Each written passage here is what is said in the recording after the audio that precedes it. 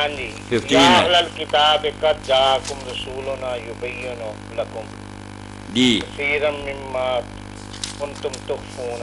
اس میں جو ہے یہ اس میں میرے پاس جو ترجمہ ہے نا آج کل وہ ہے اسما عرفانی صاحب، وہ میں پڑھ کے سنا دوں اگر آپ۔ اسما تو کوئی نہیں، وجیہ السیما صاحب تھے، وجیہ السیما عرفانی، وجیہ تو السیما جو ہے انہوں نا نے وہ تھے۔ ترجمہ کیا ہے اہل کتاب ہمارا سچا آخری رسول تمہارے پاس آ گیا، ویسی بہت سی باتیں تم سب پر کھول دیتے ہیں۔ انہوں نے آپ کے لاہور کے ایک بہت بڑے مفکر اسلام پہ مقدمہ کیا ہوا ہے کہ میری تفسیر قرآن کا نام انہوں نے چرا لیا۔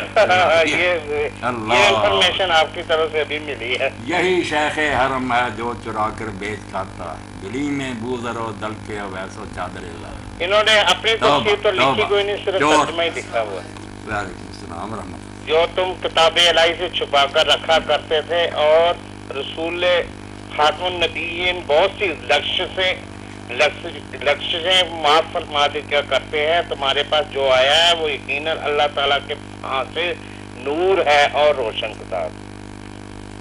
کیا آپ پوچھنے اس بارے میں؟ تو یہ پوچھنا چاہتا ہوں، اس میں رسول خدا صلی اللہ علیہ وسلم کیا اس طرح کی لوگوں کی خطائیں معاف کرنے کا رسول حق رکھتے ہیں؟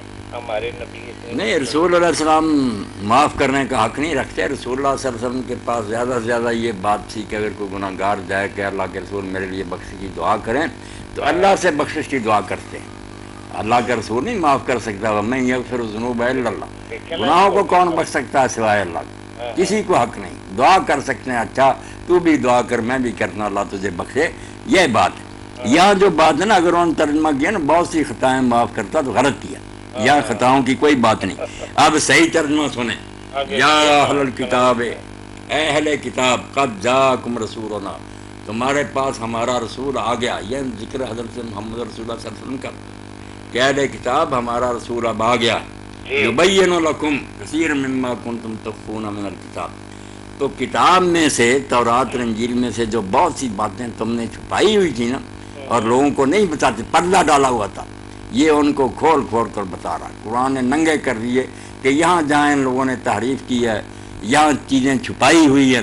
جیسے مشہور واقعہ آپ نے سنا ہی ہے نا کہ یہودی ایک مرد عورت کو لے آئے، انہوں نے زنا کیا تھا، اللہ کے رسول سے پوچھنے لگے کہ ان کے بارے میں فیصلہ دیں، حالانکہ فیصلہ ان کو بھی پتا تھا، تورات میں بھی موجود تھا۔ انہوں نے یہ ڈھونگ رچایا کہ اگر حضور نے کوئی نرمی کر دی تو اس نبی کے کھاتے میں ڈال دیں گے، جان چھوٹ جائے گی ان دونوں کی، اگر سزا دیں گے تو پھر کہیں آ جاؤ جی ہم خود ہی فیصلہ کے سازش۔ تو نبی علیہ السلام نے پوچھا تمہارے پاس کیا لکھا؟ کہنے لگے ہمارے پاس تو لکھا کہ منہ کھڑا کرو بازاروں میں پھرو۔ آپ نے فرمایا لاؤ تورات جب منگوائی گئی پڑھو۔ اس یہودی عالم نے ہاتھ رکھ لیا رجم کی آیت پر جس میں سنسار کا حکم تھا، ادھر ادھر پڑھے۔ تو عبداللہ بن سلام رضی اللہ مسلمان ہو چکے تھے، انہوں نے کہا اللہ کے رسول یہاں آیت ہے جس پر اس نے ہاتھ رکھا ہوا۔ ہاں، تو آپ نے پھر ابن سوریہ ان کا عالم تھا، اس کو کہا اللہ کی قسم ہے جس نے تورات اتاری سچ بتا۔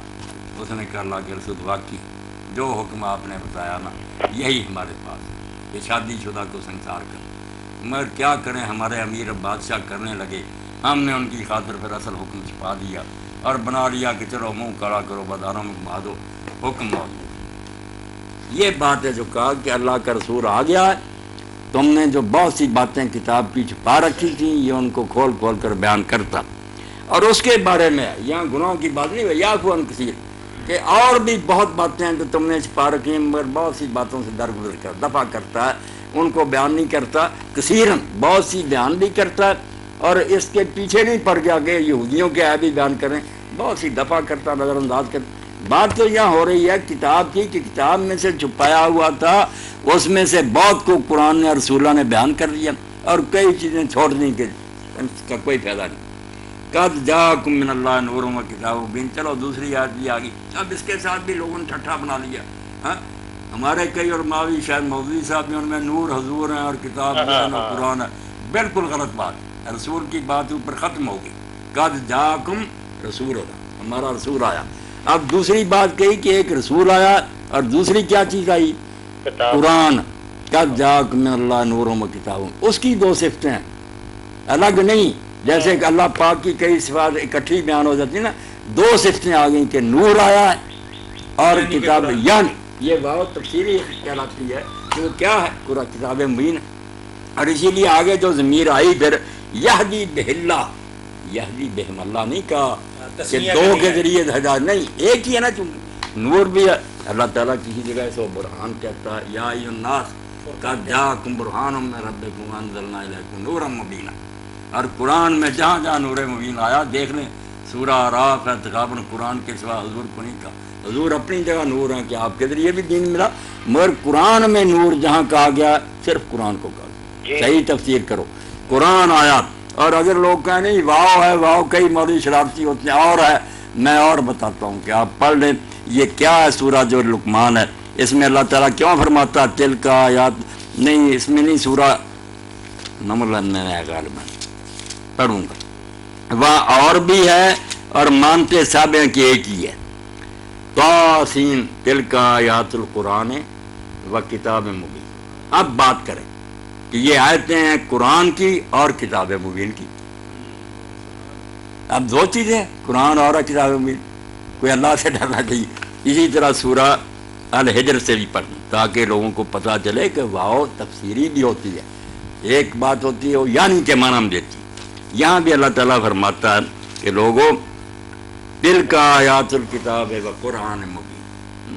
یہاں ترتیب بدلی، وہاں تھا دل کا آیات القرآن و کتاب مبین، یہاں آ گیا پہلے دل کا آیات الکتاب و قرآن مبین. یہ آیتیں ہیں کتاب کی اور قرآن مبین ایک ہی چیز ہے. یعنی یہاں واو تفسیری ہوگی، تفسیری. تو نور اور کتاب مبین. امین صاحب بہت شکریہ آپ کی معرفت ہمیں، مطلب یہ قیمتی جوہر اور موتی جو ہیں وہ مولانا سے ملے ہیں. کمال ہوگی، یہ تو زبردست چیزیں ہیں. اور یہ امین صاحب ایسے ہی ہے جیسے اردو میں ہم کہتے ہیں امن و آسائش. امن و آسائش ہے کیا ایک ہی ہے. دن اور دن اور رات دو. یہ عطف تفسیری کہلاتے ہیں یعنی کے معنی دیتے ہیں. بہت شکریہ مولانا. مطلب رسول کا تو الگ ذکر اوپر آ گیا، قد جاءکم رسول، وہ ٹکڑا تو گزر گیا. ٹھیک ہے. اور آپ نے جو بات بتائی ہے کہ زمین بھی یہاں واحد کی ہے.